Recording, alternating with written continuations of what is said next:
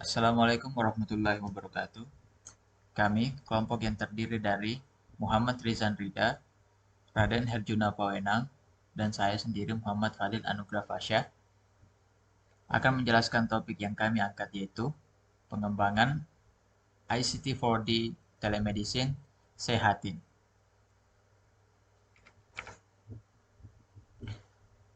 Dalam pembahasan ini, kami memiliki 4 materi. Itu yang pertama, sektor yang kami pilih. Yang kedua, permasalahan yang kami angkat. Kemudian yang ketiga, analisis teori yang ada. Kemudian yang keempat, desain. Kemudian yang pertama, sektor yang kami pilih adalah health atau kesehatan. Kemudian yang kedua, permasalahan. Jadi permasalahan yang kami angkat yaitu sulitnya masyarakat mendapatkan informasi mengenai kesehatan. Kesehatan merupakan sesuatu hal yang sangat penting bagi manusia. Tanpa tubuh yang sehat, manusia tidak bisa beraktivitas seperti pada saat tubuhnya sehat. Banyak masyarakat yang masih kebingungan untuk mendapatkan informasi seputar kesehatan selain dengan pergi ke dokter. Sedangkan mengenai pada era ini, hoax mengenai kesehatan sangat mudah sekali menyebar luas dan tidak sedikit juga masyarakat yang mengkonsumsi berita hoax tersebut. Oleh karena itu, kami memberikan sebuah solusi berupa aplikasi yang bernama Sehatin untuk masalah ini. Kemudian analisis teori. Pada tahap analisis teori sendiri, analisis teori memiliki 3 teori untuk meninjau sistem, yaitu yang pertama, capability approach theory, yang kedua, actor network theory, kemudian yang terakhir, yang ketiga, social capital theory. Kemudian selanjutnya, teori apa yang kami pilih? Menurut kami, teori yang paling cocok digunakan dalam pengembangan solusi untuk topik permasalahan yang kami angkat adalah actor network theory. Karena aktor terlibat sebagai target utama dalam proses desain solusi, pengguna adalah alasan kita bisa mengidentifikasi permasalahan ini dan juga sebagai sumber data yang akan digunakan dalam menyelesaikan permasalahan. Kemudian yang selanjutnya desain.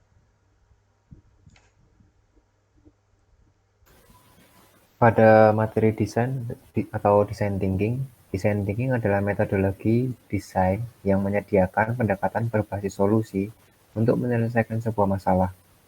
Design thinking ini sangatlah berguna dalam mengatasi masalah-masalah yang kompleks atau tidak jelas. Dengan melakukan brainstorming untuk menciptakan banyak ide yang akurat dan dengan mengadopsi pendekatan secara langsung dalam pembuatan prototipe dan pengujian. Menurut Stanford, ada 5 tahapan dalam melakukan design thinking. Tahapan dalam design thinking yaitu ada empathize, lalu ada define, setelah define ada ideate, lalu membuat prototype dan lakukan testing.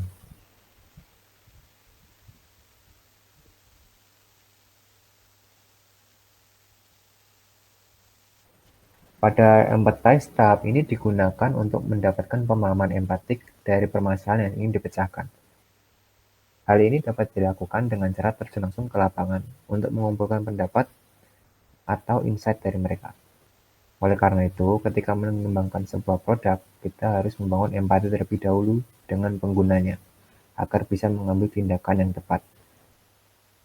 Kami melakukan wawancara ke beberapa orang mengenai permasalahan yang sedang kami hadapi. Dengan begitu, kami dapat menentukan langkah yang tepat dalam menyelesaikan permasalahan tersebut.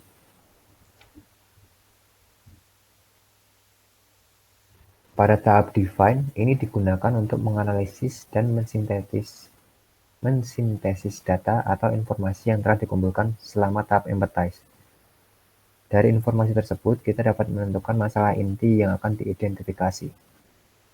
Kami mendapatkan sejumlah data mengenai kurangnya informasi yang mereka dapatkan berupa konsultasi tentang penyakit mereka dan tersedianya rumah sakit rujukan pada beberapa daerah.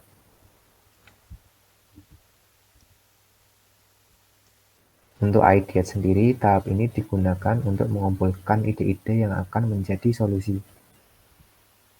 yang dapat digunakan untuk mengatasi berbagai masalah yang telah diidentifikasi sebelumnya. Tahapan ini perlu dilakukan untuk menghasilkan sebanyak mungkin sudut pandang dan ide-ide baru. tahap ini, kami memiliki ide untuk membuat suatu sistem layanan atau fitur yang dapat mempermudah masyarakat dalam mencari informasi seputar kesehatan.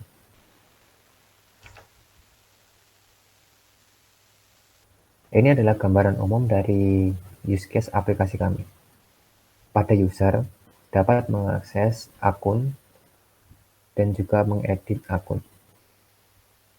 Atau bisa dibilang gambaran umumnya, user bisa masuk dan daftar secara personal. Dan user sendiri dapat mengakses beberapa fitur. Yang kami highlight di sini adalah pesan obat, rumah sakit rujukan, dan juga chat dengan dokter. Pada pesan obat, user dapat membeli obat lewat perantara apotek. Pada rumah sakit rujukan, di mana rumah sakit nanti menyediakan beberapa list rumah sakit rujukan yang dapat digunakan oleh pasien atau user. Serta user dapat membuat janji dengan RS. Dan pada fitur chat dengan dokter, akan menampilkan beberapa list dokter dengan spesialis tertentu, sehingga user dapat memilih kepada siapa mereka akan berkonsultasi, terutama sesuai dengan penyakit yang mereka alami. Selanjutnya, prototype. Tahap ini digunakan untuk menghasilkan sejumlah versi produk yang murah dan diperkecil atau menambahkan fitur khusus ke dalam produk, sehingga kita dapat menyelidiki solusi masalah yang telah diidentifikasi sebelumnya. Prototype dapat dibagikan dan diuji dalam tim sendiri atau ke orang lain.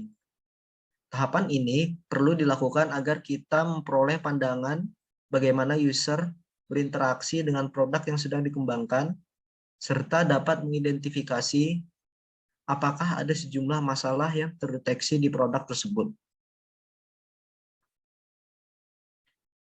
Ini adalah gambaran dari prototipe Sehatin. Pertama-tama, kita diharuskan untuk login atau mendaftarkan akun terlebih dahulu jika belum mempunyai akun. Lalu kita akan masuk ke halaman utama dari aplikasi Sehatin. Lalu di sebelah kiri ialah fitur yang kami sediakan, yaitu chat dengan dokter, yang mana kita di sana dapat mencari dokter sesuai yang kita inginkan. Misalnya kita sedang mencari dokter hewan, dokter THT, maupun yang lainnya.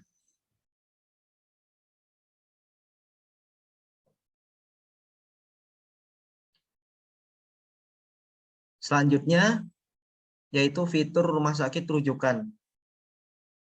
Fitur ini menyediakan informasi-informasi seputar rumah sakit yang ada di sekitar kita maupun di kota lain. Pertama-tama, kita diharuskan untuk memilih provinsi. Misalnya, ketika kita milih Provinsi Yogyakarta, maka rekomendasi yang akan muncul ialah Rumah Sakit Sarjito, Rumah Sakit Pantirapi, JIH, dan lain-lain.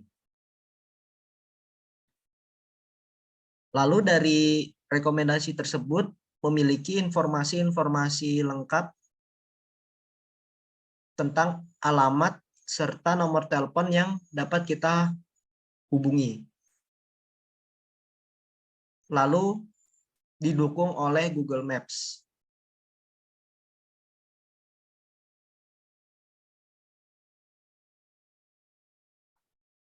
Selanjutnya ialah tes. Pada tes ini kami menemukan beberapa hasil, yaitu hanya tersedia dalam bentuk platform mobile, memudahkan pengguna dalam mendapatkan informasi seputar kesehatan. Aplikasi ini belum bisa untuk meminta resep obat pada dokter dikarenakan dokter tidak bisa sembarangan memberikan obat pada pasien jika belum melakukan pemeriksaan secara langsung. Kesimpulannya ialah dari penjelasan di atas, bahwasanya dengan adanya aplikasi Sehatin, kami harap masyarakat tidak perlu khawatir dan kebingungan lagi mencari informasi yang valid seputar kesehatan. Berikut referensi yang kami gunakan. Cukup sekian. Terima kasih. Wassalamualaikum warahmatullahi wabarakatuh.